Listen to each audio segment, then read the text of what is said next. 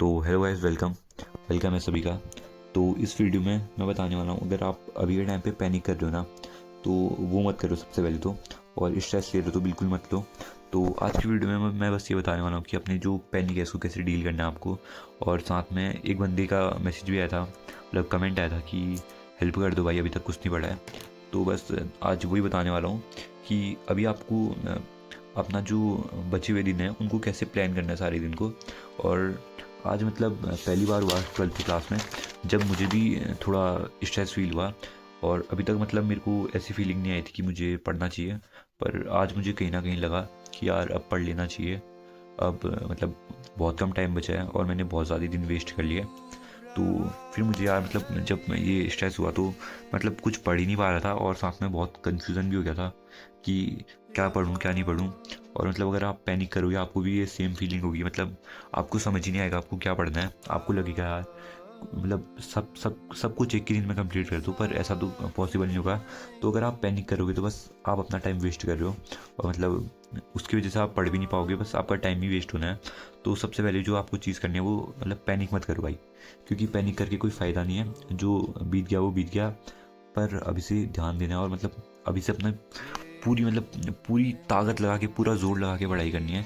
मतलब मिनिमम 10 से 12 घंटे आपको दिन में पढ़ना है। उसके बाद आप कितना भी पढ़ो, क्योंकि अब अगर अभी तक आपने नहीं पढ़ा है तो बस ये लास्ट टाइम है भाई, अभी खींचना पड़ेगा। अगर अभी नहीं खींचा तो फिर मतलब कभी नहीं खींचा। तो बस यही है। तो सबसे पहले मैंने क्या किया, जब मुझे इतना ज़्यादा स्ट्रेस हो गया था, मैंने सोचा कि क्या करूँ यार। तो बस मैंने एक सिंपली अपने डेज़ ऐसे लिखने शुरू किए। और ये डेज़ लिखे तो 18 को है मेरा पी का पेपर, उसके बाद सीधे 20 को है फिज़िक्स का। और इसके बीच में बस एक दिन का गैप है। और ऐसा तो नहीं है कि मैं एक दिन में अपनी पूरी फिज़िक्स पढ़ पाऊँगा। तो सबसे पहले मैंने क्या किया, 18 को मेरा पी का पेपर है, तो उसके लिए मतलब मैं 13 तारीख से पढ़ना स्टार्ट कर दूँगा अपने पी के लिए। और और 13 से जब मैं पी के लिए पढ़ना शुरू करूँगा, और फिर एक दिन के बाद फिज़िक्स का पेपर। तो फिज़िक्स के लिए मैं सोच रहा हूँ कि 7 तारीख से पढ़ना शुरू करूँ, 7 फ़ेब से, और वो 12 तारीख तक पढूँ। और मतलब ऐसी फिज़िक्स पढ़नी है कि एक दिन में मतलब रिवाइज़ करने की ज़रूरत भी ना पड़े, सारे फॉर्मूले एकदम दिमाग में आ दूँ। बस कुछ भी मतलब ये मतलब एक दिन मुझे सोचना ही नहीं किया है, तो मुझे ऐसी ऐसी फिज़िक्स पढ़नी है। और इस लास्ट दिन में एक सैम्पल पेपर करूँगा और फॉर्मूले रिवाइज़ करूँगा करने के लिए। और साथ में एक मैराथन देखूँगा, क्योंकि मतलब मैराथन तो आती है ना कहीं से, मतलब यूट्यूब में देख लूँगा। ये था कि मतलब कब से पेपर है, ये तो अलग सीन रह गया। तो मैंने सोचा कि मतलब मेरे को क्या करना है। तो अगर आप भी ज़्यादा पैनिक करो तो सबसे पहले तो वो मत करो। और ये कितनी बार बोल दिया मैंने। तो सबसे पहले आपको एक शीट चाहिए, उसमें मतलब आप सारे सब्जेक्ट लिख लो, और सब्जेक्ट के सारे चैप्टर लिख लो, बस ये करना है। और साथ में एक और चीज़ कर लेना कि एक खाली ऐसे बना देना कि आपके पेपर कब से हैं, और ये खाली ऐसे लिखा है मैंने भी। क्योंकि मतलब अगर आपके पास ये रहेगा तो आपको मतलब थोड़ा डर ज़्यादा लगेगा, और मतलब जैसे पढ़ने में मन करेगा। ज़्यादा डर नहीं, पर लगेगा यार टाइम कम है तो ज़्यादा पढ़ना चाहिए। तो और मैक्सिमम पढ़ना है भाई अपना। तो सबसे पहले मैंने क्या किया, अगर मैं अपना प्लान बता दूँ तो जितना भी टाइम बचा है, तो मैंने सबसे पहले 3-3 दिन के वो बना दिए, ग्रुप बना दिए। तो 3 दिन में मुझे क्या पढ़ना है, पहली मेरी स्ट्रेटजी वो रहेगी। फिर मैं उसे ये करूँगा कि फिर वो जितना भी 3 दिन में मेरा कोर्स है वो एक दिन में कितना हुआ, तो ऐसे करके मैं करने वाला हूँ। तो इससे क्या हुआ कि सबसे पहले जब मैंने बनाया तो मैंने सोचा कि मुझे करना क्या है। तो सबसे इम्पोर्टेंट होता है रिवीजन लास्ट के टाइम पे। और मतलब मेरे को रिवीजन करने का टाइम नहीं मिल रहा था, और मतलब जो भी मैं पहले कॉन्सेप्ट पढ़ रहा था तो वो भूल जा रहा था। तो मैंने सबसे ऊपर रिवीजन ही लिखा अपना, क्योंकि रिवीजन मतलब मस्ट है एकदम करना। उसके बाद क्वेश्चन प्रैक्टिस, ये भी बहुत ज़रूरी है। उसके बाद लेक्चर देखना, ये उतना इंपॉर्टेंट नहीं है, पर चैप्टर का मतलब इंपॉर्टेंट तो है ही, पर उतना ज़्यादा नहीं है जितना चैप्टर करना है। क्योंकि अब देखो, अगर रिवीजन में वो चैप्टर लिखना है आपको जो आपने अभी अभी पढ़ रखे हैं, तो इससे क्या होगा कि वो चैप्टर अगर आपने जो लिखे हैं, मतलब जो अभी पढ़े हैं, वो आप बाद में भूलोगे नहीं। इतने लास्ट के टाइम पे अगर आप वो चैप्टर भूल गए तो फिर मतलब आप वापस वो कब पढ़ोगे। तो सबसे पहले तो आपको जितना ज़्यादा हो सके उतना रिवीजन करना है, और क्वेश्चन प्रैक्टिस करनी है, और फिर चैप्टर पढ़ना है। मतलब चैप्टर में ये है कि जो केमिस्ट्री के चैप्टर हैं उसमें रिएक्शन याद करनी होगी। तो मैंने एक चैप्टर करके ये स्लैब भी बना रखा है।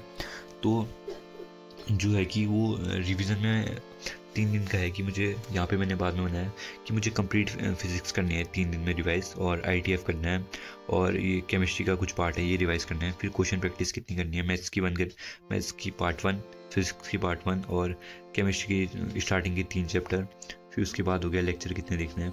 तो आज तो मेरा यहाँ पे मैंने लिखा था कंटिन्यूटी एंड डिफरेंशिएबिलिटी, पर इसका लेक्चर मैंने अभी देख लिया है। मैं उससे यार कल के लिखा रखूँ, तो आज इसको कंप्लीट कर लिया।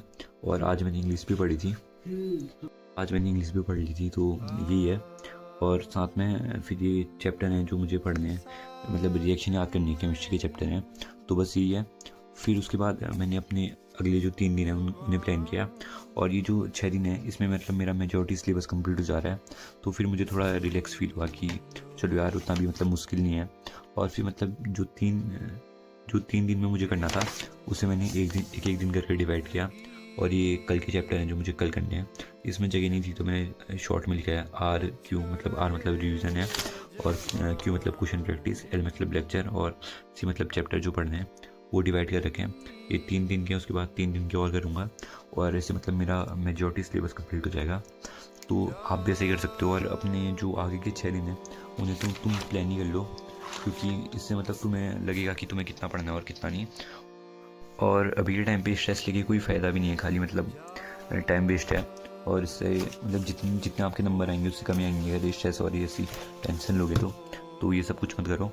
तो आज का जो दिन था उसके मतलब जो मुझे टास्क कंप्लीट करने थे वो कंप्लीट हुए मेरे, पर टाइम बहुत ज़्यादा हो गया। अब सुबह के 4 बजने वाले हैं, पर अभी तक मैं सोया नहीं हूँ। लोग अभी उठ जाते हैं, अब मैं सोऊंगा बस। और अगर आपको ये जो स्ट्रेटजी है वो थोड़ी बढ़िया लगी हो तो वीडियो को लाइक कर देना और कमेंट कर देना अगर आपको कुछ और डाउट हो तो, और बस चैनल को सब्सक्राइब कर देना यार। तो मिलते हैं कल।